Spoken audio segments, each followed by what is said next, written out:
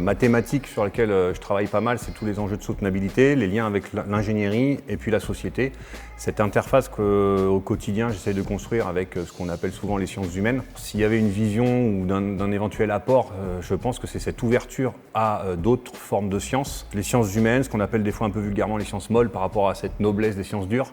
Et là, je pense qu'il y a un trou dans la raquette, clairement. Moi, alors la vision que j'aimerais porter en fait au sein du GIE Smart, c'est vraiment cette question de la soutenabilité et puis des échanges que ça nécessite, notamment avec tout le périmètre des sciences humaines, qui est un périmètre très riche et sur lesquels on a du mal à dialoguer souvent. Et il y a un manque que je constate, et un manque que je trouve d'autant plus dommage et difficile, parce que c'est vraiment quelque chose qui profite mutuellement aux deux parties. Cette richesse du dialogue, moi je l'ai vécu et ça m'a beaucoup apporté, à la fois sur mon domaine de sciences, techniques, conception, production, et en même temps j'ai constaté que ça enrichissait aussi beaucoup les collègues de sciences humaines, d'avoir cette assise matérielle quelque part dans leur discours et les considérations de ce qu'ils font en fait. Et donc ma vision, c'est cette transversalité qui est nécessaire, et je trouve que ça fait beaucoup écho finalement à la convivialité qu'il y a au sein de ce groupement, cette pluridisciplinarité qui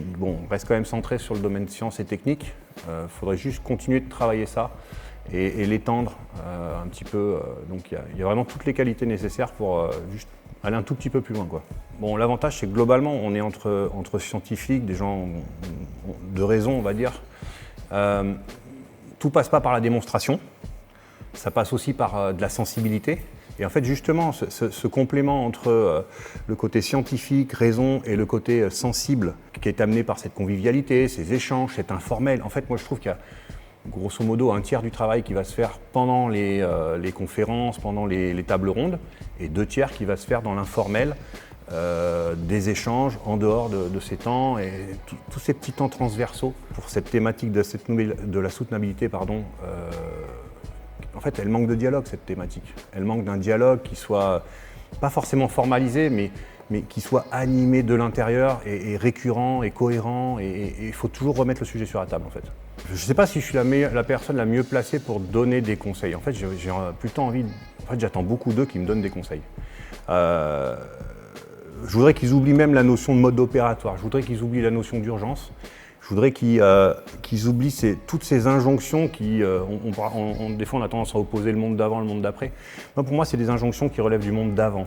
On a parlé dans la table ronde de la performance, des choses comme ça. En fait, c'est de l'implicite.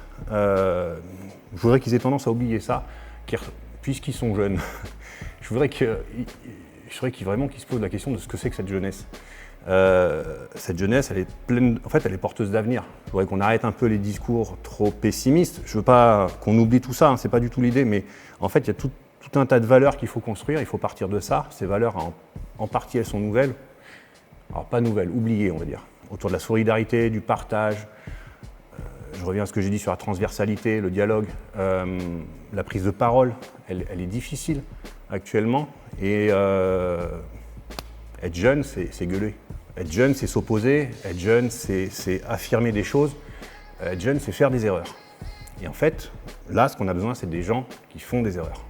On a besoin de gens qui ne pensent pas systématiquement à tout faire parfait. On a besoin de gens qui essayent. On a besoin de gens qui font des choses à petite échelle, qui se trompent et qui savent pourquoi ils se sont trompés. Là, on est dans un colloque, on parle métrologie, perfection, tout est parfait, on gère tout au micromètre de micromètre. Enfin, non, il faut oublier un peu ça. Le vivant, il travaille sur des choses beaucoup plus systémiques. Et donc, je voudrais qu'on retrouve un peu ce droit à l'erreur, déjà, pour cette jeunesse, qui donne l'envie, en fait, qui donne l'envie d'essayer les choses, et qu'on oublie un peu cette histoire d'urgence. Parce que c'est avec ces urgences qu'on se précipite, et au final ça fige les choses et on se plante, quoi. On se plante, mais sévèrement. Donc voilà, moi ce que je voudrais, c'est que si j'ai un conseil du coup, c'est faites ce que vous avez envie de faire, et faites-le avec plaisir surtout, et cherchez le plaisir dans ce que vous faites.